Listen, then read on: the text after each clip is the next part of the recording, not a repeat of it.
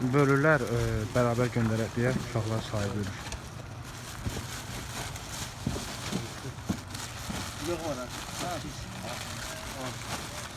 Üstlərinə də belə yazırıq, o da fərqli sırada.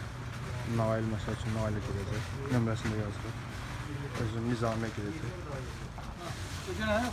20 aldı. 22, 24, şimdi orada 24, 26, çok ya. Yo, 26, 28, Soşulma kilokun